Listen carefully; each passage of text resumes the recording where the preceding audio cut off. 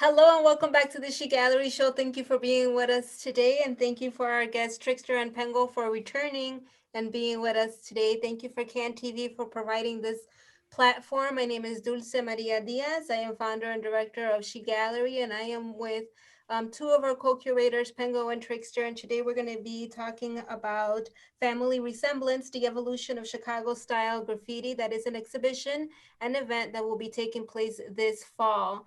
And it is January. Happy 2021. We're very excited for this brand new year, including this show. And we are looking forward to a better year full of positivity. And we hope that you can join us in this positive vibration. So today we're going to speak with Trickster and Pengo about this exhibition, how it came about, and our partnership with the Epiphany Center for the Arts. We have an amazing roster of writers, of original Chicago graffiti writers that helped develop the Chicago style.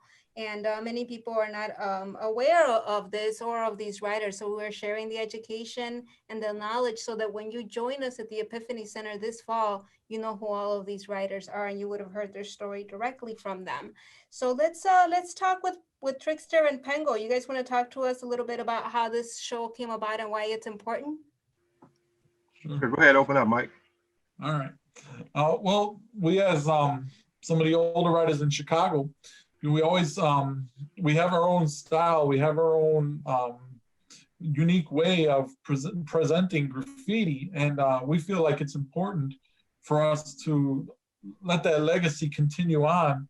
Especially now, when we look around the city, we see a lot of styles that are and a lot of graffiti writers. Good work, but maybe not maybe a little foreign to what we have here in Chicago and the style that we have. And it's because maybe I think a lot of writers don't know the history and what specifically is Chicago style, how that actually looks on a wall. And they don't understand maybe some of the finer tuned delicacies of Chicago style and what it entails. So we feel like maybe as some of the older writers, we ain't maybe been as effective always in communicating to the younger generation what that style entails, how it's supposed to look. So we feel like this is a great way to present it not only to the overall public, but specifically to other writers, and what that entails, what Chicago style entails and how it looks. And we'd like that uniqueness of our city to continue on, so that that the work that we put in developing this type of style and creating it, developing it, and furthering it will continue on into the next generation of writers. And they could look at our stuff and say, you know what, that's Chicago. Just by looking at it, you should be able to say that's Chicago, that's their style, that's their thing. And that's kind of what we want to do. Yep, I agree. Well, that's a big thing going around on a global scale now, is being able to recognize different, contributions in the movement collectively. A big part of what graffiti is, or what writers do, is about originality. So that is a really guiding principle that we employ in what we do, and it's very descriptive. So being aware of these things, just as you have like all the learning the idiosyncrasies, like all the details about a practice. Like if you have a class in school, like say trigonometry, and trigonometry is a style of mathematics. It's a specific style of the way things go. So we have some parallels to any other creative or academic endeavor. So it's always good to learn all the bases, so you know how it can function. As you heard, the title of the show is called Family Resemblance. We chose this title to be reflective of what it is that we are exhibiting and what it is that we represent with Chicago style, because a big thing about style is how it's done, how it looks. And then you have crews of artists that specialize in a style, and they all, some of them may be slightly independent, but they have a similarity in their familial style. So thus we have this title, Family or Resemblance, which is also ties into a big artistic principle, in which we will detail as we go on and throughout the gallery and the speaking and engaging aspects, entertainment components of the event as well. So we're looking forward to that happening, and it'll be coming up soon. We'll have 2 sessions. One will be a exhibition, arts exhibition, a meet and greet, and the second half will be a formal entertainment-based venue, and where we will still have some interactivity with the participating artists. Yes, it is. It is going to be an anticipated big show, and this is why we are starting promotion so earlier on, to make sure that you, the audience, gets to know all of these writers. Many people are familiar with the mainstream artist of maybe street art, and they confuse that with graffiti and say, "Oh, I know this great graffiti writer, and he's all over the place." But maybe many people don't know about the pioneers that actually started the style font of graffiti. And I know I go with font, and it's like it's writing it. They're letters, right? But they're Mhm. stylized letters, and that's a big difference between graffiti and street art. So this is sharing the knowledge and going back to the roots, paying respect to the pioneers. So speaking of pioneers, let's go through this beautiful roster of original first generation writers that Trickster and Pengo and I put together. And of course, I did not live through the first generation of graffiti. I studied it. I lived the 90s generation, but I am very honored to be able to work with Trickster and Pengo and be able to differentiate who Mutual. these writers are. What is it? I said it's mutual. Oh, thank you. Thank you so much. Who they are and what role they played and why it's still important today. So we have this roster of B-Boy B, we have Slang, we have Fez, we have Trickster, we have Take Two, we have Warp, we have Pango, we have Orko, we have East, and we have Drastic. And you have only met two of these writers, and they are with us here today. Let's talk about B-Boy and Slang and Fez. Let's start with those three earlier generation writers and why they're important to the evolution of Chicago style graffiti.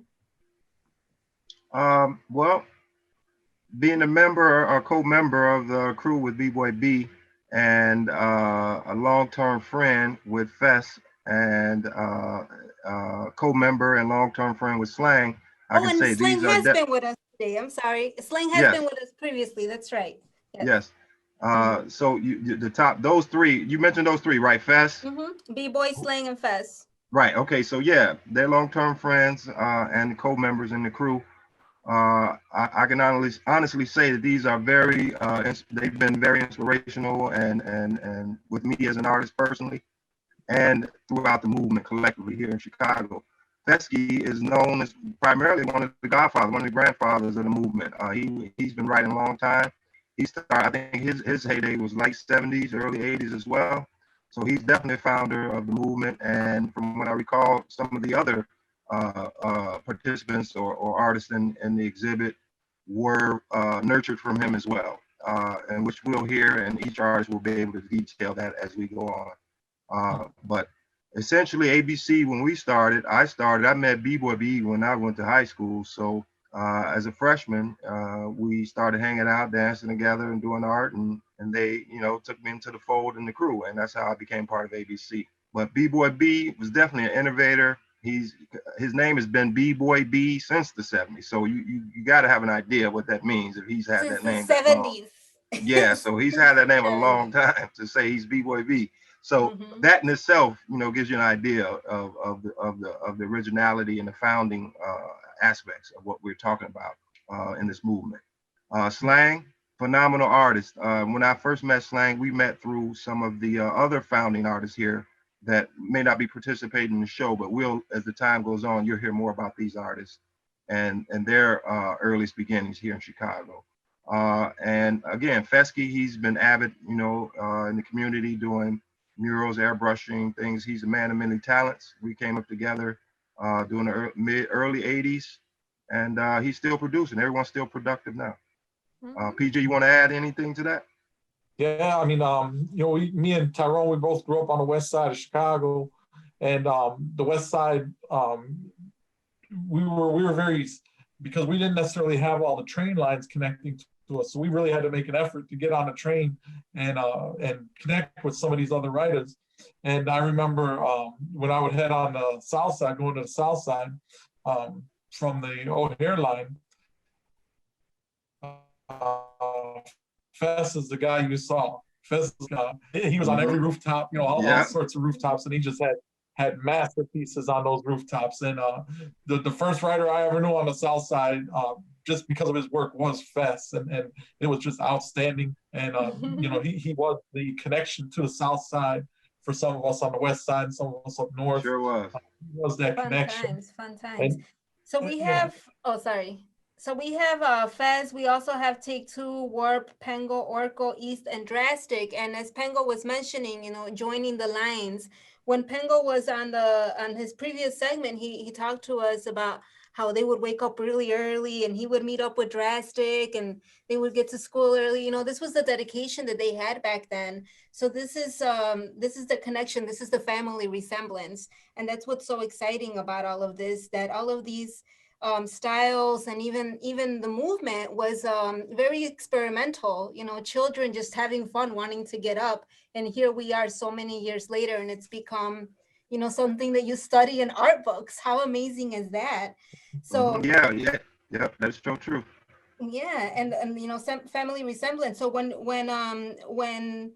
Pengo and Trickster and I were discussing this roster of these writers, it was a very difficult decision. We didn't want to leave anybody out because we recognize that there are more first generation writers, but we want to be very clear that these writers are still producing through date. And this is why they are still here. And they were a big influence back then, and they're still doing it to date, even if they're not necessarily doing illegal, because most of everybody shouldn't be at this point. It's very welcoming now. So, that's something else to point out. Sorry, I didn't mean to cut you guys off, but that's something else. So we have Fez, Trickster, Take Two, Warp, Pengo, Orko, East, and Drastic. What else have these writers brought to the movement, and why are they part of this exhibition? Well, Warp was one of the first organizing entities of the movement early on. He hosted a lot of key meetings across the city, which were meant to squash beefs and create a camaraderie amongst all the artists. And he was essentially pretty successful with that. And he had a series of meetings that went off pretty well. Take Two, definitely a great founder, b-boy, entrepreneur. He's a man of many talents. His contributions are untold. I mean, he's done so many different mural projects and key walls that got recognized across and advanced a whole cadre of artists. So he's definitely been producing and founding and developing artists. He helped nurture me along as well. And all the other artists. Go ahead, PG. You want to mention some of the others? Drastic. You spoke about Warp, and I don't know anybody who doesn't have mad love and respect for Warp, and I've never heard anyone say anything negative about Warp, because not just the contribution that he's made to graffiti, but the type of individual that Warp is.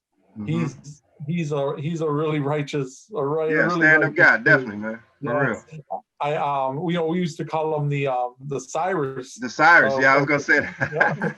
The Cyrus of graffiti, because like in the Warriors, you had Cyrus who united all the gangs. Right. He united a lot of the writers during that time, and the reason why I think the lines got bombed the way they did is because of what he did. He brought us together. He gave us vision. He gave us purpose. And he told us that he inspired us to go. And I can remember, going to when he was into his apartment back in the day, and just sitting there on a Saturday and just listening to him talk. And there was nothing but always love and positivity coming out of him. And you're gonna come out of there with some knowledge. You're gonna sit with Warp and you're gonna get schooled, but schooled in such a positive way. And man, I just got mad love for him, and I can't wait for the segment when they show him and just what he's gonna say. It's awesome. Yeah, it's mutual. I recall I would go to his house when I was like 15, 16, to go where he frequented at. The area where he was at had some notoriety, but when you came around there and you said you knew him, you was all good. It was amazing time. Challenging, but it was amazing time. Amen. And what a reunion to this family resemblance, huh? Yeah. I That's so think that's cool. why that title that, when Tyrone came up, when Trix came up with the title Family Resemblance, you can see, I mean, Chicago's a big city. And then Hmm. back then, there were thousands of writers. And yet, we're all connected. We all have these interlocking stories. I knew Hmm. B-Boy from high school, and I the same as Tyrone. I mean, he was the coolest kid in high school. It took him 10 minutes to walk from one class to the other because he just was in no rush. But Yeah, that's so funny. He was always a calm guy walking, man. He was never speeding to nothing. always chill. But that idea of family resemblance, overlapping stories, and Yeah, overlapping situations, and it truly is, especially amongst, I think, us old schoolers, truly is family. You yeah. know. We Mhm. have a collective family. We have a global family. And then just like, society at large, we have a global family, we have an immediate family. And our immediate family being the crews, and thus we call it family resemblance because if you notice, like all the crews here, a lot of the crew members have similar, they paint similar and they paint a specific way. And as we'll see in through the exhibit, how this is recognized. And we're looking forward Mhm. to for this event. Yeah, and so are we. So what else the audience is going to see before the event, which is why we're starting promotion so earlier on, is you are all going to have a chance to meet every single one of these writers and get to know their work, get to know their story. Something very amazing about all of these writers is that they started off as writers. And something that really stood out when we were working on these proposals and having these conversations was, hey, don't call me an artist. I'm not an artist. I'm a writer. So it's like this Mhm. big, like it's almost like you're proud of this. You're proud of being a writer because I mean it's not almost, you are. You're proud of being a writer because you know that it's paved way to this. Not to say that these writers have not become artists, because art was always there. That's how you are creating these stylized letters. But it's just something very like prominent, like I am a writer, and Mhm. this is what this is doing. It's representing an era, and that's very special, the evolution of Chicago style graffiti. Now let's talk a little bit about the actual evolution of Chicago style graffiti. How does that even evolve, and how does the Chicago style differentiate from New York? And this is something else that we're going to be talking about during this exhibition, so that everybody knows it's going to be an exhibition that will showcase the works of these original pioneers and the evolution of Chicago style graffiti, and it will also show the difference between Chicago graffiti and New York graffiti, because that was a big huge influence to Chicago. And then we're also going to have an event, so we're talking about family resemblance, the unity, what Warp did. He brought unity together. He brought all the writers together. And that's essentially what this is doing. But let's remember that graffiti is just one of the elements of hip hop. So what this event is going to showcase, aside from the exhibition, the actual event, we will touch on all five of the elements. And that is, we will have the emceeing, and we will have breakdancing, and we will have the graffiti, and we will have the DJing, and we will have love, we will have unity, the fifth element, and that's what's so important. And we will also be talking more with Trickster and some of these writers, giving some educational feedback during that exhibition and the events as well. So what else are we looking forward to as far as the event goes, guys? Without giving anything away, because we don't want to talk about some of the things that we're going to Right. talk about at the event, so we don't want to get too deep into it. But I think it's important to say where yes, Chicago is unique in the way its presentation of graffiti letters and style, but we still have an origin story, and the origin story does come out of New York, because New York had an influence on Chicago, and Chicago then, from that influence from New York, we took it in a different direction and we made it our own. Mm-hmm. But we got to give homage and we got to give honor to New York, because at that time that was the hub, that was the mecca for graffiti, and Mhm. we would be dishonest to say that there was no influence from New York to Chicago. But Mhm. then again, like I said, Chicago developed on its own and made it unique to what we have here. Yeah, I agree. It's just like the concept of writers. If you given a I name, was you given about a to say. title, and you have to innovate, and they tell you to just innovate, right? So if practicing artists need to innovate and differentiate their style, then of course other states would be able to differentiate their styles into, because it's along the lines of what we do. It's about creativity, creating, being able to create and create a new presence, a new something that hasn't been created already. So you want to create a new style. Styles lend to the creation process because you can create different ways, and then a style is a specificity, is a specific methodology to applying the creative endeavor. So in this event, we'll detail that. We'll have exhibits, we'll have paintings, we'll have artworks, we'll have some lectures, we'll have a mix of things to keep our audience entertained. So we're looking forward to it. And I mean, you to piggyback off of what Ty's saying, think of it like food too.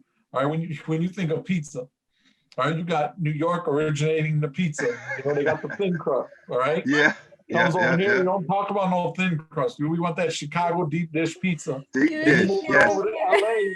And then you move to LA and they're putting pineapples on pizza. And we said, oh, we don't need no pineapples on no pizza in Chicago.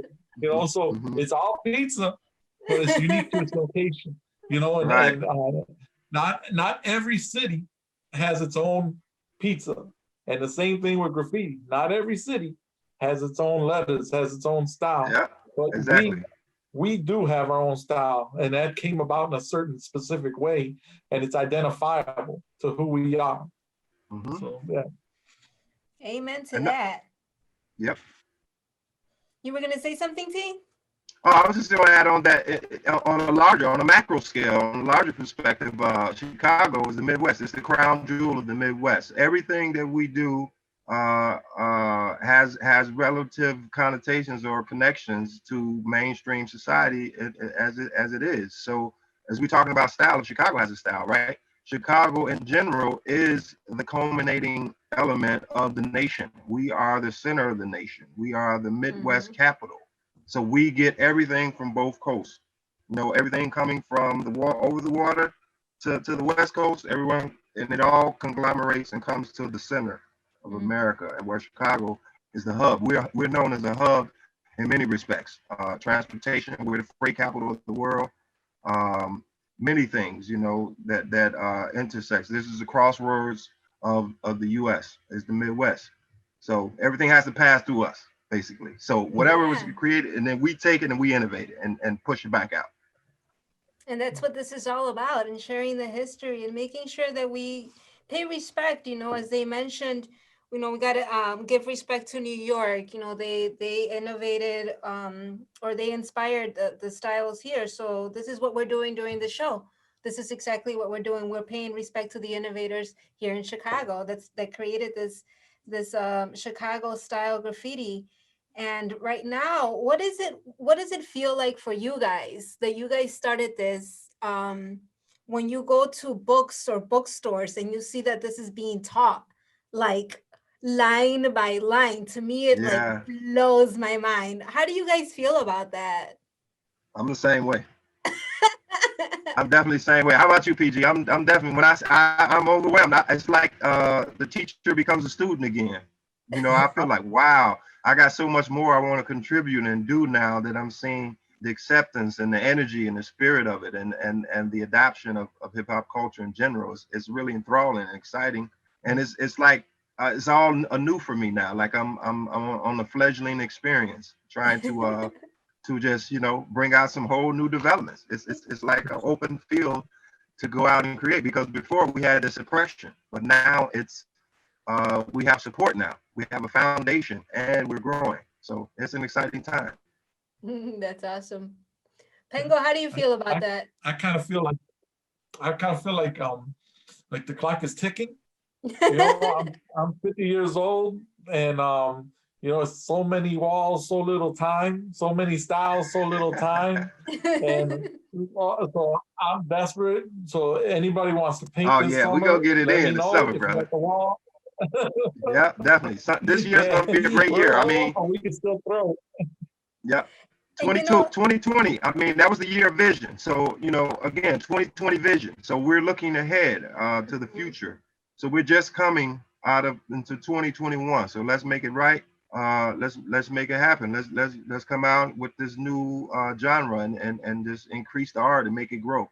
Because remember, the big thing that I mentioned before is about art and art genres and art movements. Think about how many other art movements don't exist anymore because people stop practicing it. And so thus we keep going to different art styles and art genres. And now we're at graffiti.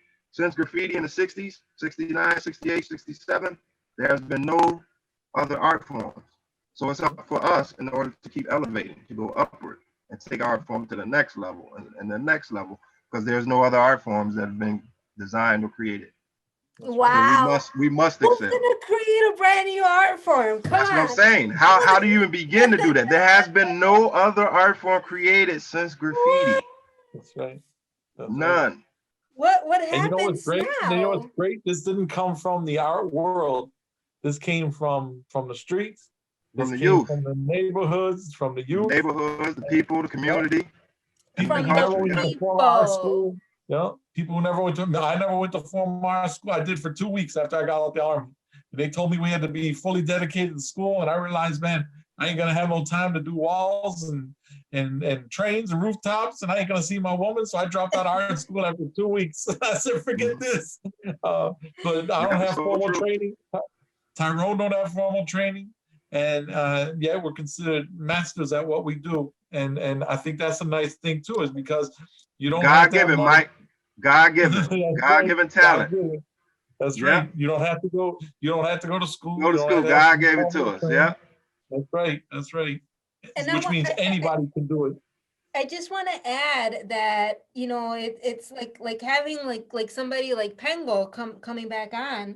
If many of you watch the interview with Pengo or can visit us on our website at sharinghisenergygallery.net, and you revisit these interviews with Pengo, with Trickster, and the entire season that Trickster led on, and really get more knowledge, that's season 5. But in speaking with Pengo, and if you watch his interview, you'll learn that Pengo actually left all of this, and he went to school. He went and he became a preacher, and and he came back.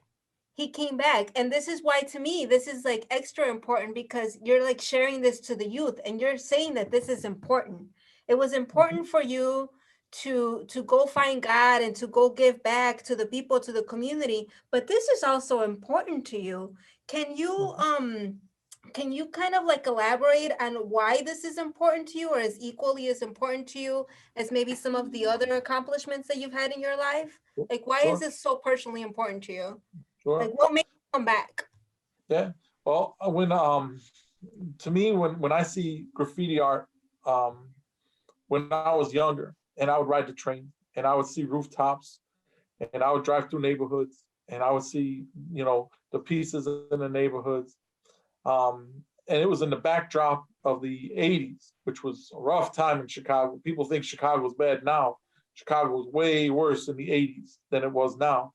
So you're seeing it in the backdrop of a lot of crime, a lot of gangbang, a lot of gang graffiti everywhere. It's just a terrible time. And in that backdrop, graffiti and hip hop in general, I'm talking the DJing, the breaking, all of that combined just gave a different vibe to the neighborhood, to kids who didn't want to gangbang, kids who didn't want to get caught up in drugs and doing things like that. It gave a different outlet. It gave a different form of escape for people who had no way out.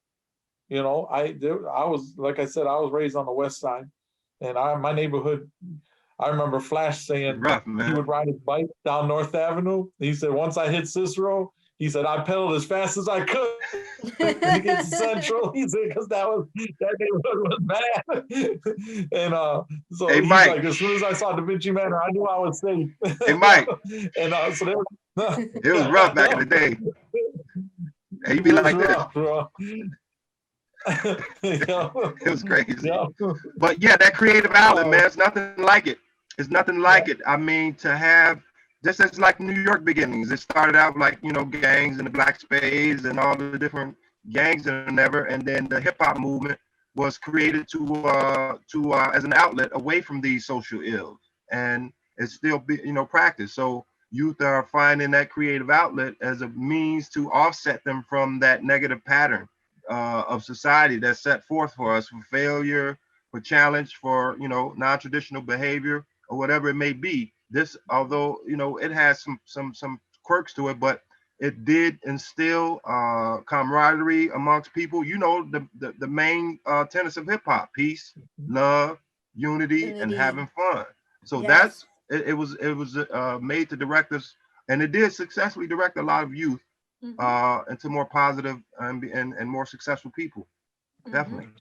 That's right. And I just want to point out, oh, sorry, Trickster mentioned all of these different points, and Pengo mentioned all of these different points about how it helped people, how it brought people together. And, I mean, the title of our organization is Sharing His Energy. And I know that you two are believers as well, but I am really big on the war between good and evil, and especially during this age and time. I feel like spiritual warfare is at its peak. So something that I found and looking at hip hop and in graffiti, how this happened kind of organically, right? It's not like somebody said, I'm gonna create hip hop and it's gonna consist of this, and this and that. Let's do it. Like, no, it just became, it grew, and then you named it. So that's why it's organic. But the reason that it happened and it was so organic was because it was so needed. It was Needed. Yes. needed. Yes. People needed freedom. People needed community. People needed unity. And so you broke down through all the barriers and you did that. So that was like goodness, like a heavy load of goodness. And what happens when you have good? Little bad starts stacking, right? So then you have a lot of ego going on in the graffiti world, and that has probably like damaged a lot of really good talent or potential for talent. And you're probably going to find that in any kind of artwork. But that's probably, as you say, there's some quirks. There's the ego aspect, but that's always going to be in anything that produces goodness. And the point of me saying this is for everybody that is watching. If you are trying to do good and bad is not letting you, keep trying. I promise, keep trying, keep pushing through, because that negative is doing that on purpose. It sees this good. Keep fighting it through, because good is always, always stronger. And this is part of the reason why it is so important to keep hip hop alive, but not just keep hip hop alive, keep hip hop's elements alive, what they really originally mean. Not like, oh, this is cool, I want to be a graffiti writer, buy me a skateboard, but really understanding the elements and why they're so important. So I just thought that was really important, because that's why it started. It brought kids out of these bad neighborhoods and created opportunities on your own. Everybody created their own opportunities, and of course some people have taken advantage of opportunities, because that's just what happens. But this is why family resemblance, the evolution of Chicago style graffiti, is as authentic as it is. And thank you guys so much for this. So one of the other things that we talked a little bit about the events, and I know that we'll get into more details as we continue with these promotions throughout the year. But you guests will also have a chance to participate in a lot of fun activities, such as contests for all of these elements, and have an opportunity to be judged by by these original writers. And when I say judge, I don't mean like badly judging you, but constructive criticism, and contests for that as well. So that's kind of fun and exciting, right, guys? Yes, it is. Yeah. Is there anything else that you guys would like to add? Well, to all of our viewers who are practitioners, we look forward to having you come in and visit and join us this event, which we'll be having additional information on that in the coming weeks and months. Stay tuned with S.H.E Gallery, Sharing His Energy Gallery, and Can TV, and we'll have more updates on that as well.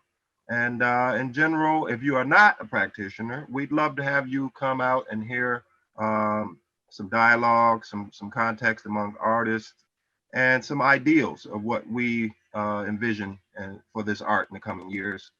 It'll be entertaining. We'll make sure it's worth your while. Thank you, T. P, you have anything else to share? Well, yeah, we want to encourage you, like Ty said, practitioners, as he stated. We want you to come out and especially hear what me and Ty have to say when we get into the discussion aspect, because we want you to learn. Too many people, they don't want to learn. They think they already know. And I think we always should have a teachable spirit, no matter how old you are. You should always want to learn, see something The new. fifth element. Yeah, The fifth so element. It's all. I mean, a lot of the youth. That's a big thing. Maybe we should address at the event is the concept of the fifth element. Because I noticed a trend that's coming along. A lot of people want to. They've receded to the four elements. And they said the knowledge element. Knowledge element is very important, which we need to emphasize again. Why the knowledge element is important, because this is how we better ourselves. This is how we better our styles, our skills. Because as we mentioned before on a previous episode, we mentioned how the structure of information and data and information interacts together to become knowledge, and then knowledge becomes wisdom. If you don't utilize wisdom in what you do, you're doomed to repeat, negative things, although you have knowledge of it. So applying knowledge and letting it become wisdom is a big thing on how we as people can go further. Yeah, that's why it's important. We want to encourage you, come out and listen to the knowledge that me and Tyrone are going to tell you, because it is knowledge and it's a history, and it's a history y'all should be proud of. Come out, listen to us, and we want to encourage you to apply it. We're literally telling you, bite what we're telling you, bite it and apply it. We want you to have, me and Tyrone, we're going to be dead one day. And I don't want all that's left of me is some pictures on Instagram and maybe some canvases here and there. The strongest part of a legacy is if others continue it after you. And we want to encourage you, come on out, listen to what we have to say, have some question and answer time afterwards. If you need, me and Ty, I know we're both willing to have time where we could teach individuals and crews some of the stuff that we know and help you further. Yeah, we got to take it further. Graffiti. Yep, and even I agree. If you went to art school, even if you went to art school, even if you've been doing this for a long time, listen to what me and Ty have to say, listen to what some of the other writers in this show have to show you and say, and apply it, and you can be that much better. Yeah, I agree, because there's so much that you never should close yourself off to knowledge. If you close yourself off to learning, there's no more room for growth. So never say that I know it all, I got it all. It's always, I learn every day, all day. So I mean, it's about continuing bettering yourself. You may get a little tidbit that helps you, carry yourself along and be stronger every day. So it's always good to acknowledge that. Amen. All right. Amen. Amen, amen, amen. And we are very much looking forward to a 2021, a much better one, full of blessings and positive energy. And again, we want to thank Trickster and Pengo for being with us today, Can TV, and for the Epiphany Center for the Arts for this amazing partnership. Cannot wait for you guys to meet David and Kim Chase and Aaron and Mike that we're working with over there. And that is it for today. We look forward to seeing you guys again. And again, we did have technical difficulties, so the show is pre-recorded, but we will be back again with Trickster and Pengo for another live show, so you can join us. Thank you. Looking forward to it. Thank you. God bless you. God bless. Thank you.